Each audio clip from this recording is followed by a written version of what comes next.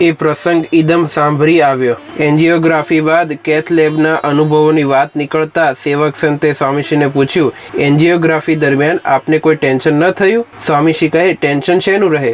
આપણે તો ભજન કરતા હતા અને સામે હરિકૃષ્ણ મહારાજની મૂર્તિ હતી, એના દર્શન કરતો હતો. ત્યાર પછી રહસ્યની અને મુદ્દાની વાત કરતા સ્વામીશ્રી કહે, એક બાજુ એન્જિયોગ્રાફી ચાલુ હતી, સામે હરિકૃષ્ણ મહારાજના દર્શન કરતાં કરતાં હું વિચારે ચડી ગયો. શાસ્ત્રીજી મહારાજે મને સાધુ કર્યો હતો. એ આખો પ્રસંગ ઈદમ સાંભળી આવ્યો. રાત્રે હરજીવનદાસે મને વાત કરી અને શાસ્ત્રીજી મહારાજ અડધી રાતે મને ભેટ્યા.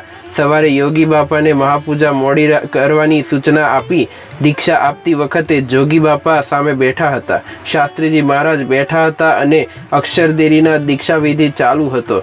શાસ્ત્રીજી મહારાજે સાધુની દીક્ષા આપી ત્યારે જોગી બાપાને કહ્યું કે આશીર્વાદ આપો કે તમારા જેવા ગુણ આવે. એ બધું યાદ આવ્યું. મેં એમને દંડવત કર્યા. આ ઈદમ યાદ આવી ગયું. જય સ્વામિનારાયણ.